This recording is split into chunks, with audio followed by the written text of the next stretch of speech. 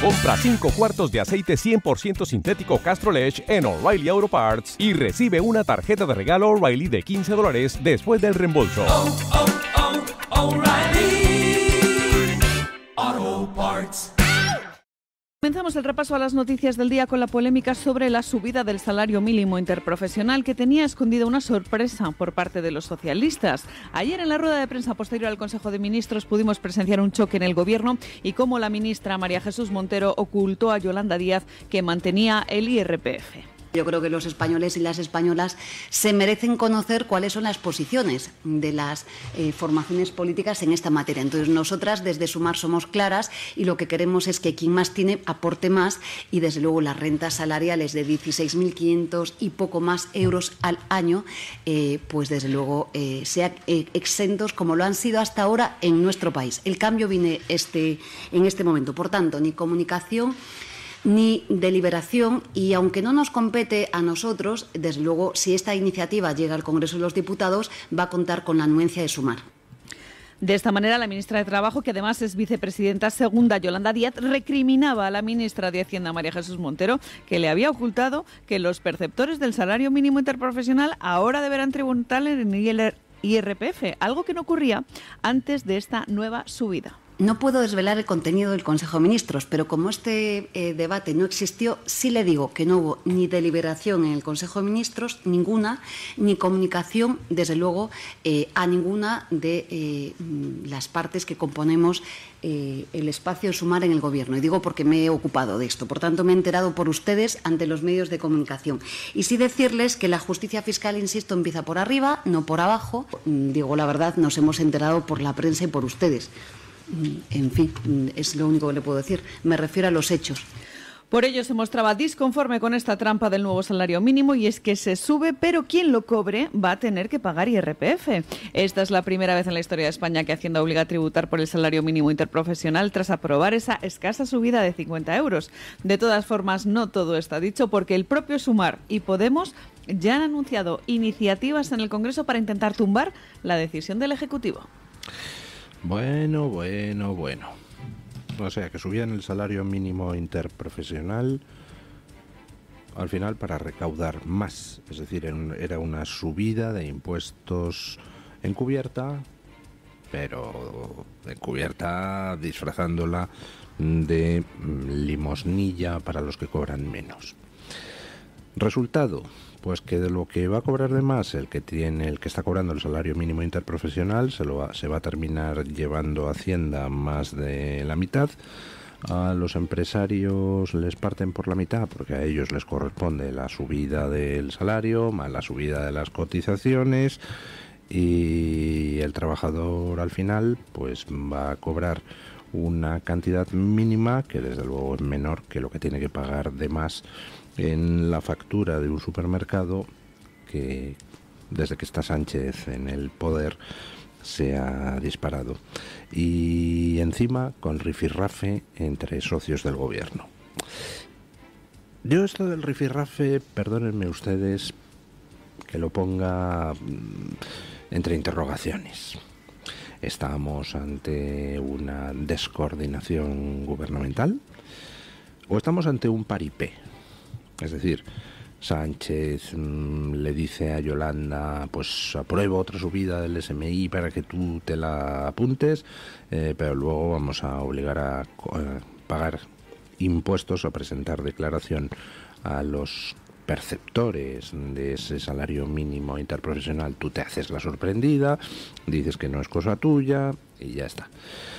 Yo creo que las cosas van más bien por esta segunda posibilidad, que es un paripé. Pero me querría quedar con el primero de los cortes que les hemos puesto de Yolanda Díaz. Por favor, don Julio, ¿podríamos escuchar de nuevo el primero de los cortes? Yo creo que los españoles y las españolas se merecen conocer cuáles son las posiciones de las formaciones políticas en esta materia. Entonces, nosotras desde Sumar somos claras y lo que queremos es que quien más tiene aporte más y, desde luego, las rentas salariales de 16.500 y poco más euros al año, pues desde luego sean exentos como lo han sido hasta ahora en nuestro país. El cambio viene en este momento. Por tanto, ni comunicación ni deliberación, y aunque no nos compete a nosotros, desde luego, si esta iniciativa llega al Congreso de los Diputados, va a contar con la anuencia de Sumar. Si esta iniciativa, a la que dice Yolanda Díaz que se opone, llega al Congreso de los Diputados, va a contar con la anuencia de Sumar. Es decir, que Sumar va a votar a favor. Porque si va a contar con la anuencia, es que va a contar con el apoyo, con el respaldo. Yolanda Díaz, como señalaba ayer Pablo Cambronero en Twitter, no sabe ni siquiera lo que significa la palabra anuencia, que significa lo contrario, parece, de lo que ella... No, lo que significa lo contrario de lo que ella parece creer. Yo me pregunto, ¿cómo es posible que semejante panda de indocumentados, de analfabetos funcionales, esté gobernando España? En serio, que España no es un país de analfabetos funcionales. Hay, en fin, gente que es analfabeta funcional, por ejemplo Yolanda Díaz. Pero hombre, hay muchísima gente preparada, hay muchísima gente, bueno, pues que sabe construir una frase con un mínimo sentido lógico, que sabe de lo que habla. Yolanda Díaz ni sabe de lo que habla, ni sabe construir una frase con un mínimo sentido lógico, ni sabe lo que significan las palabras que utilizan. Yolanda Díaz es como esos personajes que aparecían en las películas españolas de los años 60, que en una tertulia pues se dedicaban a disertar pomposamente sobre cualquier cosa utilizando palabras que ellos pensaban que sonaban serias y que realmente no significaban lo que ellos creían. Es el peor de los tipos de ignorante, el ignorante que encima pues trata de fingir que no es ignorante, que trata de fingir que está diciendo cosas importantes. Dice, si llega al Congreso de los Diputados, contará con nuestra anuencia. Le debió de sonar la palabra como así, muy... pues, con mucho empaque, ¿no? Anuencia, qué palabra. Y entonces coge y la utiliza en el sentido justamente opuesto a lo que significa. Es una analfabeta funcional. No sabe lo que dice. No sabe lo que dice ni desde el punto de vista del significado de las palabras, ni desde el punto de vista de la estructura lógica de las frases. Internet está lleno de cortes de Yolanda Díaz pronunciando frases absolutamente incomprensibles e imposibles de someter a un análisis lógico. Son analfabetos. ¿Y qué hemos hecho nosotros en un país donde, hombre, pues la mayoría de la gente no es analfabeta funcional para estar gobernados por estos analfabetos? La que no utiliza palabras en sentido contrario a lo que significan, se inventa las palabras directamente. Jurisprudencia, que decía pues la propia Pilar Alegría, creo recordar, en una comparecencia. En fin, bueno, hoy publica OK Diario pues que Errejón no quiere entregar su móvil al juez. Escuchen. El exdiputado de Sumar, Íñigo Errejón, ha presentado un recurso ante el juez que investiga la denuncia por agresión sexual en su contra. Su defensa rechaza la decisión de clonar su teléfono móvil, argumentando que es una medida desproporcionada y que vulnera su intimidad. Consideran que este volcado de los datos de su teléfono personal, que es lo que ha solicitado la acusación popular, excede los límites legales y podría exponer información personal, política y médica sin relación con este caso. En el recurso también se acusa a la actriz Elisa Mouliá, denunciante en este caso, de no entregar documentos clave y de obstaculizar el proceso. Además, la defensa de Íñigo Errejón critica a la acusación popular, sugiriendo que su actuación tiene motivaciones ajenas a la justicia. En su escrito solicitan al juez anular la decisión y emitir una resolución más ajustada a derecho. Pues miren, voy a estar de acuerdo con Íñigo Errejón. tracen ustedes una raya en el agua. Creo que tiene razón en lo que está argumentando Íñigo Errejón. El volcado de su móvil, así en genérico, no es necesario para investigar sus relaciones con Elisa Mouliá. Creo que es una medida, la de hacer un volcado del móvil de Errejón, que por innecesaria para la causa somete a Errejón a riesgos de filtraciones sobre su vida privada, pues que son reales. Todos sabemos que en este país las causas judiciales que afectan a gente pues conocida, pues se terminan filtrando. Lo cual, pues oiga, no está mal. No está mal en el sentido de que la gente tiene derecho a saber las cosas que le pueden importar. En una causa judicial entre dos particulares, evidentemente, si alguien filtra la información, pues habrá que perseguir esa filtración con la máxima dureza. No se puede filtrar datos de particulares. Pero cuando de lo que estás hablando es de personajes públicos, hombre, pues la filtración es esperable porque entra en conflicto la intimidad de la persona con otro derecho, el derecho a que haya una opinión pública informada de manera completa y veraz. Pero una cosa es que admitamos como normal que se filtren cosas de investigaciones judiciales que afectan a personajes públicos, y otra cosa distinta es que hagamos cosas que puedan hacer que esas filtraciones vayan más allá de la causa en cuestión. Volcar todo el teléfono de Íñigo Errejón no tiene sentido de cara a la investigación, somete a Errejón al peligro de que se filtren otras cosas que nada tienen que ver con lo de la denuncia de Elisa Mouliá y por tanto se le cause un perjuicio innecesariamente. Con lo cual, pues yo me adhiero a la petición de Errejón. Mira que me cae mal Errejón, pero creo en los derechos de las personas y creo que deben estar todos protegidos razonablemente frente a la arbitrariedad de los poderes públicos. Y en este caso concreto, Errejón tiene razón al decir que la medida es desproporcionada. Vale que se analice, pues junto con el abogado de Errejón, el móvil de Errejón, para ver qué mensajes tiene con Elisa Mouliá, por ejemplo, o relativos a Elisa Mouliá en las fechas concretas en las que sucedieron los hechos. Ahora, eso de hacer un volcado general del móvil de Errejón, donde puedan salir sus conversaciones con miembros de partido, con otras señoras o señores o señoros, oiga, no, vamos a ver, hasta Errejón tiene derecho a su intimidad. Entonces, en este caso, pues mira, por una vez estoy de acuerdo con este señor, que por otra parte me parece alguien absolutamente despreciable por su apoyo, por ejemplo, a la dictadura asesina y torturadora de Venezuela, por su colaboración con ese régimen criminal, por las ideas que defiende. Me parece despreciable por muchas cosas. Ahora, en esto tiene razón.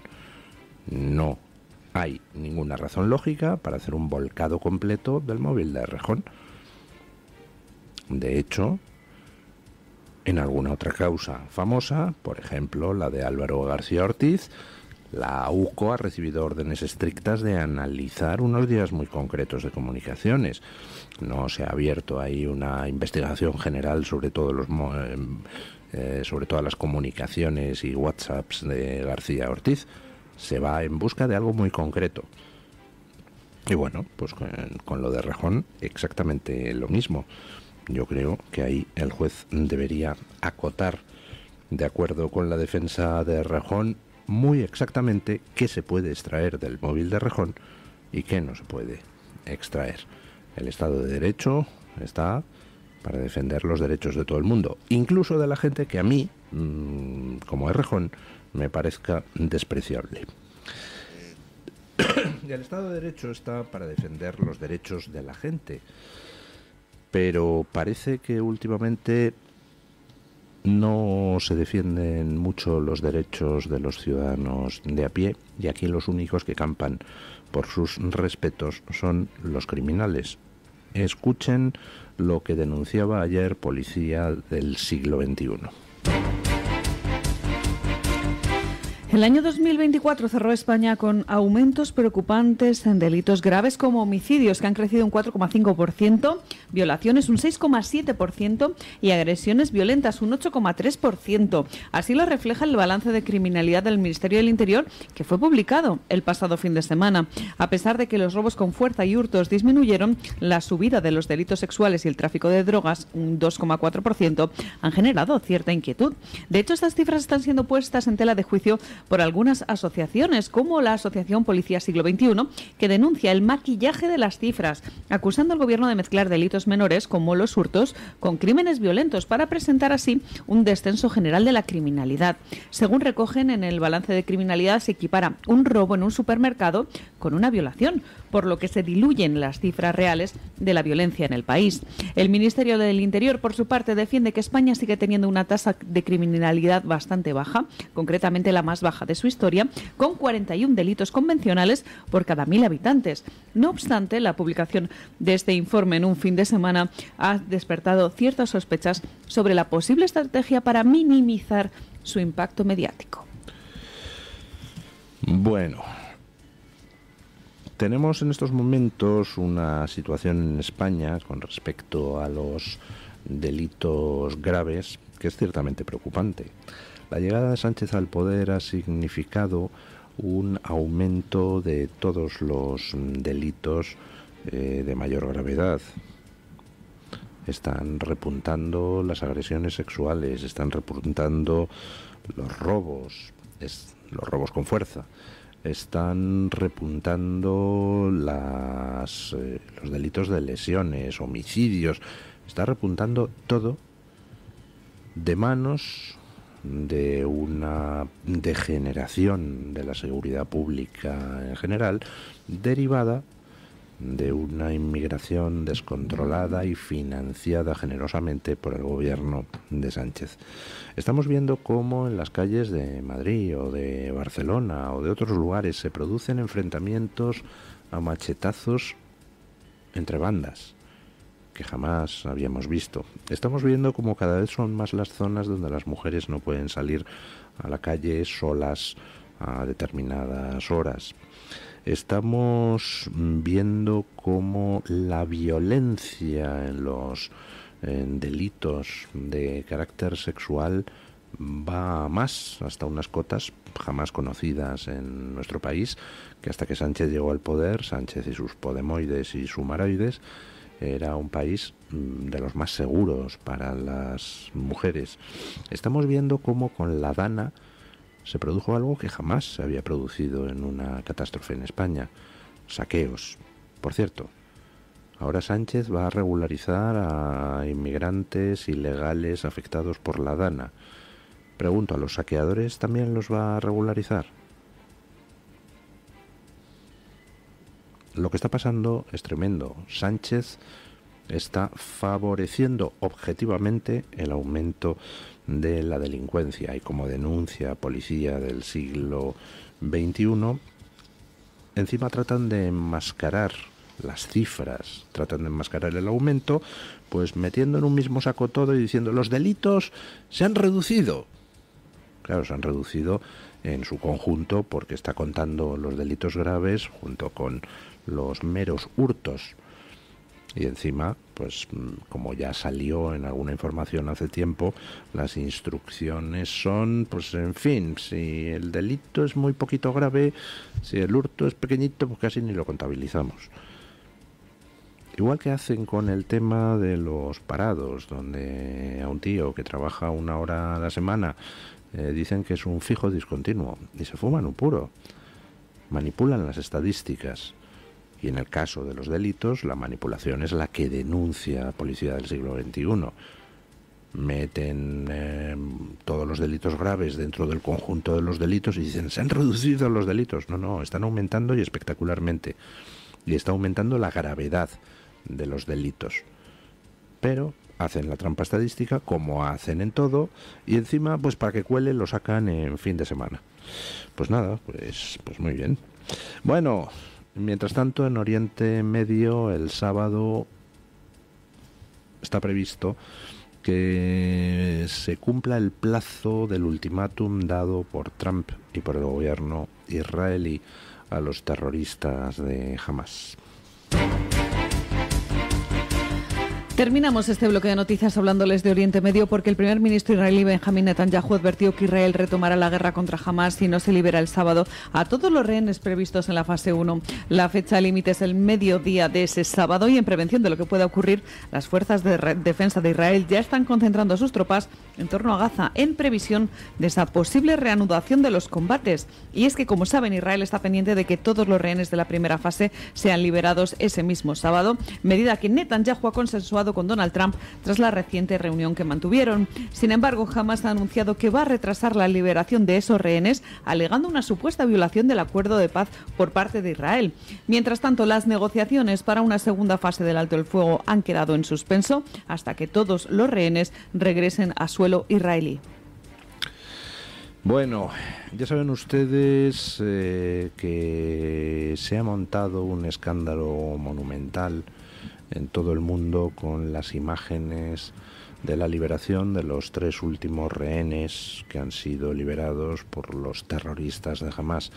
Rehenes que salían macilentos, medio muertos de hambre, y que si en todo el mundo occidental han causado escándalo, en Israel pues se pueden ustedes imaginar la que se ha montado, porque esas imágenes recuerdan terriblemente las personas que salían de los campos de concentración liberados por los aliados, los judíos que salían después de haber estado en manos de los nazis en aquellos campos de exterminio. El pueblo israelí tiene muy presentes las imágenes del holocausto nazi y jamás, pues lo que ha hecho ha sido revivir esas imágenes con una crueldad inaudita. Ya saben ustedes que a uno de los 3 rehenes que fueron liberados le hicieron leer un papel diciendo que agradecía jamás la oportunidad de volver a reunirse con su mujer y sus hijos, ocultándole que su mujer y sus hijos estaban muertos. Los había asesinado jamás. Hace falta ser muy canalla para hacer eso con un ser humano. Con lo cual, pues dentro de ese mar de dudas que es la sociedad israelí, porque se debate entre 2 pulsiones: uno, la cobrar cumplida venganza sobre los terroristas que fueron responsables del pogromo del 7 de octubre, y otro, pues intentar liberar a los rehenes que los terroristas tienen en sus manos. Dentro de esa confusión, ese mar de dudas en que se sume la sociedad israelí, pues ha subido enteros la posición de los que dicen que esta gentuza asquerosa, capaz de hacer eso con esos 3 rehenes, capaz de hacer esa puesta en escena, donde, por cierto, subieron los de Hamas al escenario haciendo el saludo fascista, cosa que a los medios occidentales parece que les importa poco. Les importa decir que Musk hizo un saludo fascista, que es mentira, no lo hizo. Pero cuando Hamas hace saludos fascistas, eso, y además los hace conscientemente, eso no les parece noticioso a nuestros repugnantes periodistas progres occidentales, como no les parece repugnante la connivencia asquerosa entre la Cruz Roja y Hamas. Por cierto, mi petición a todos ustedes: ni un euro nunca a la Cruz Roja, pero nunca. Han estado actuando como cómplices objetivos de Hamas. No han movido nunca un dedo para ver en qué estado estaban los rehenes secuestrados por Hamas. No han hecho nada por mejorar la situación de esos rehenes. Se han prestado a la farsa de las liberaciones con cuentagotas, con la escenografía de Hamás, la Cruz Roja